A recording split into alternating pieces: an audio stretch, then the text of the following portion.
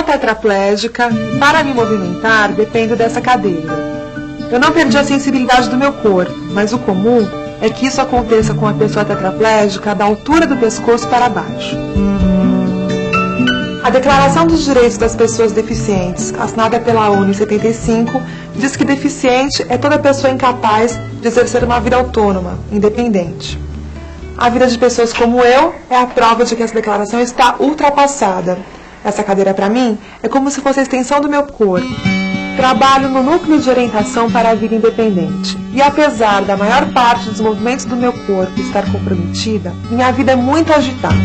Se eu consigo fazer tudo o que faço, imagine o que outras pessoas deficientes, que não têm os movimentos tão comprometidos quanto os meus, podem fazer. Você também acha que toda pessoa deficiente física é igual? Então preste bem atenção. A deficiência física afeta as pessoas de formas diferentes. Há casos em que metade do corpo não se mexe, ou muitas vezes até mexe, mas não de uma forma funcional. Há casos em que só as pernas são afetadas, e casos em que braços e pernas não se movimentam. Isso acontece porque a informação do cérebro não chega. Aí a parte que não recebe a informação fica como que isolada do resto do corpo. Eu não nasci tetraplégica, sofri um acidente aos 18 anos e tive que reaprender a viver com a deficiência.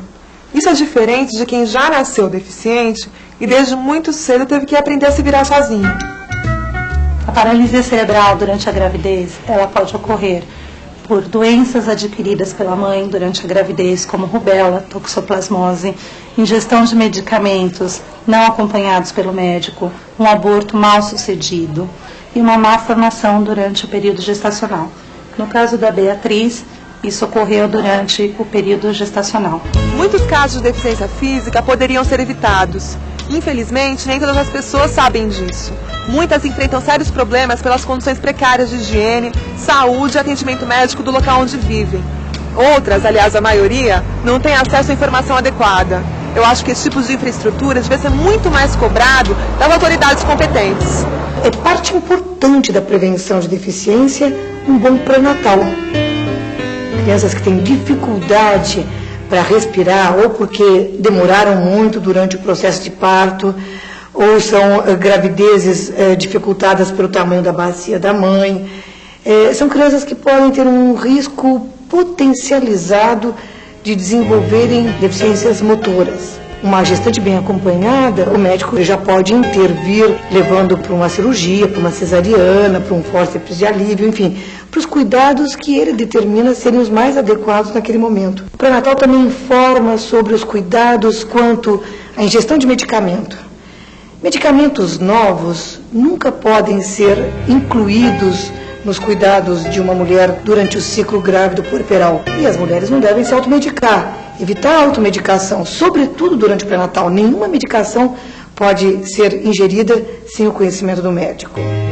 Durante o pré-natal também a mulher vai identificar o risco do tabagismo, o fumo exagerado, do uso de álcool e de qualquer outra droga. São cuidados que fazem parte do bem-estar da saúde da gestante e que vão, exatamente por isso, garantir uma saúde do recém-nascido. Agora tem as pessoas que, como eu, adquiriram a deficiência depois que nasceram. Nesses casos, o motivo pode ter sido algum acidente no trabalho, no trânsito, a violência urbana ou ainda algum problema de saúde que trouxe a deficiência física como sequela. Nas casos pós-natais da paralisia cerebral, pode ocorrer uma anóxia, por demora do parto, ou mesmo o enrolamento do cordão na criança. Isso ocorre uma falta de oxigenação no cérebro.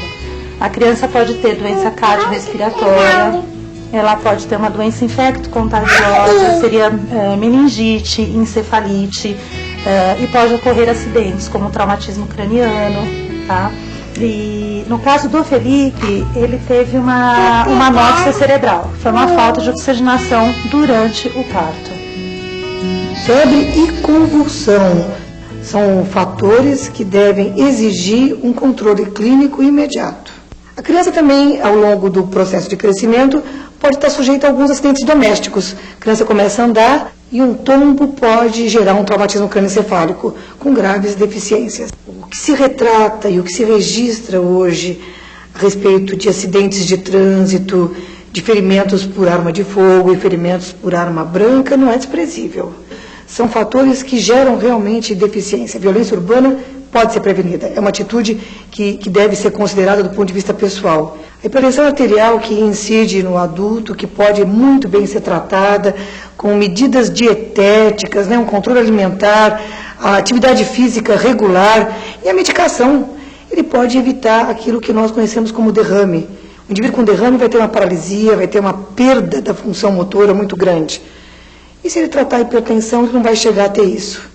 Tem muita gente que acha que eu sou prisioneira dessa cadeira. É justamente o contrário.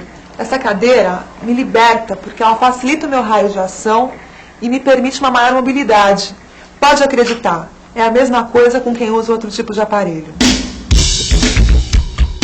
Pessoas com deficiência física são pessoas equipadas. Geralmente, elas dependem de aparelhos como próteses ou órteses. Todos são equipamentos que ajudam a pessoa deficiente a realizar determinados movimentos. Mas para algumas pessoas não deficientes, esses equipamentos só ajudam a aumentar a má impressão que elas acham que o deficiente provoca.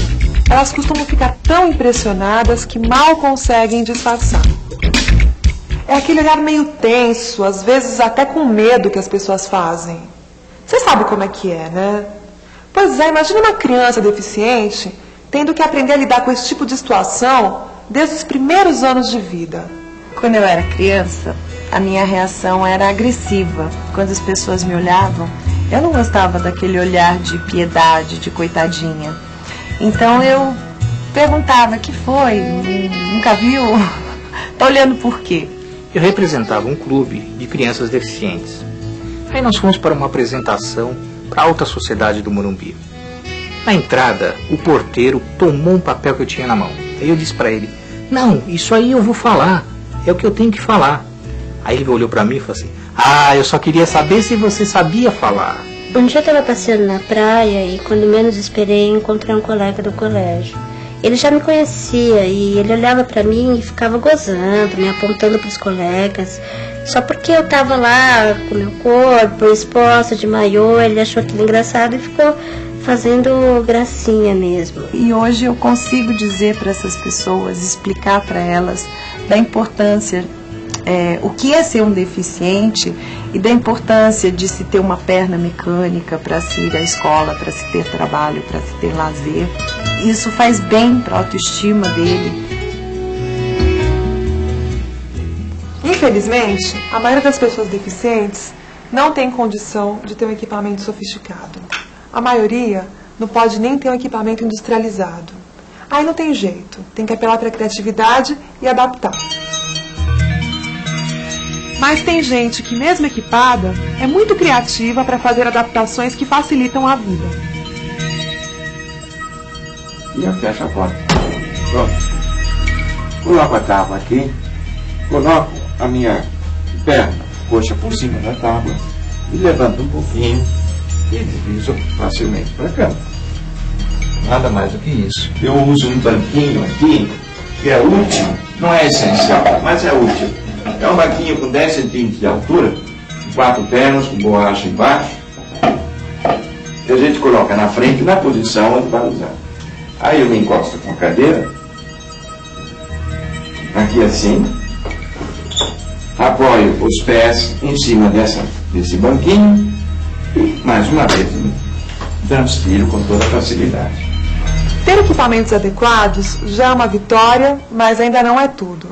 Na medida em que cresce, a criança com alguma deficiência física aprende uma dura lição. A sociedade não se preparou para conviver com ela, não está pronta para recebê-la e integrá-la. A maioria das pessoas não sabe sequer distinguir entre deficientes físicos e deficientes mentais. Ainda acha que deficiente físico é automaticamente deficiente mental. E ainda tem aqueles que acham que a deficiência física é contagiosa. Você acha que eu estou exagerando? Aí o médico me olhou, nem me examinou direito, né? Via que eu não fazia as coisas direito, não pegava as coisas direito, né? Demorava para falar, aí ele me colocou no atestado, né? Retardada mental. nós temos movimentos involuntários, nós temos espasmos, tá? E nós temos uma série de complicações que levam a crer que nós somos deficientes mentais, né? Até porque nós somos mais lentos do que os outros, né? Se pedirem para eu fazer uma coisa depressa, aí que a coisa enrola. Quando ela voltou às aulas, ela estava um pouco debilitada para andar. Ela precisava de uma pessoa que desse a mão para ela para andar. Acharam que não tinha condições da Raquel continuar na escola. Depois de muito diálogo, eles aceitaram que a Raquel ficasse, mas só que um período curto na escola. Que a Raquel começou a não aceitar isso, porque ela queria ficar na escola o tempo todo. Só que aí teve então uma conversa lá entre eles, né, a psicóloga e a médica, e falaram que não, que ela tinha condições de frequentar a escola, que ela precisava desse apoio pedagógico. Pessoas portadoras de deficiência física enfrentam verdadeiras armadilhas durante toda a vida. Olha só a quantidade de obstáculos que eu enfrento no meu dia a dia. Um portador de deficiência física resolve sair de casa e já esbarra com problemas na calçada. Guia rebaixada para ele fazer uma travessia mais segura é quase impossível. Poucas são as vezes que se encontra um banheiro adequado. A pessoa circular pela rua já fica difícil, porque ela não achará nunca um banheiro público, ou nem talvez numa loja ou coisa assim, um banheiro adaptado. Sentado numa cadeira, passa a ter uma estatura igual a de uma criança de 7 anos. A minha largura passa a ser muito maior do que efetivamente eu tenho. Meu raio de giro, de manobra, é muito maior do que eu, não estando numa cadeira de rodas. Então é muito importante a gente observar isso enquanto arquiteto, o quanto muda a dimensão do espaço com um portador de deficiência. O local onde eu trabalho foi planejado para que todas as pessoas, independente de deficiência ou problemas de locomoção, possam transitar livremente. Isso facilita a vida de quem usa cadeira de roda como eu, mas também é muito importante para pessoas que estão carregando carga, empurrando carrinho de bebê, mulheres grávidas ou mesmo pessoas que têm uma deficiência temporária, como uma perna engessada. Já está provado que facilidade de acesso é interesse de todo mundo, não só de quem é deficiente. Os padrões de beleza são diferentes para o homem e para a mulher, sem contar que eles também mudam com o tempo. Imagina como para as pessoas deficientes físicas isso é complicado. Essa é mais uma barreira que a pessoa deficiente tem que superar. Preconceito no amor. Por que disso? Porque a sociedade, as pessoas acreditam, né, e principalmente o mundo masculino, acredita que a sexualidade se concentra única e exclusivamente no órgão sexual. Então, se você teve perda numa dessas questões, como a da estética, você tem que usar todo o outro potencial, né, todo o outro envolvimento, atração, o namoro, o charme, áreas onde você pode explorar um melhor tato, um maior contato, e isso varia de pessoa para pessoa. Por isso que eu digo que é uma busca, é um treinamento, né, é uma descoberta. Violência e acidentes. Essas são as principais causas do alto número de pessoas com deficiência física no mundo inteiro. E a tendência é que nos próximos anos o número de acidentes aumente. Quando eu tinha 18 anos, eu estava voltando de uma viagem pela estrada de Santos. Aí eu sofri um acidente de carro. Foi aí que a minha vida mudou. Como eu, são 15 milhões de brasileiros portadores de algum tipo de deficiência. A maioria com potencial para ter uma vida independente, cumpridores dos seus deveres e, é claro, com direitos, como qualquer cidadão. Se as pessoas nos olharem com menos preconceito e tiverem um pouquinho mais de informação sobre esse assunto, eu acho que as coisas ficam bem mais fáceis. É isso aí. Agora eu tenho que ir, é que tem uma pessoa bem especial esperando por mim.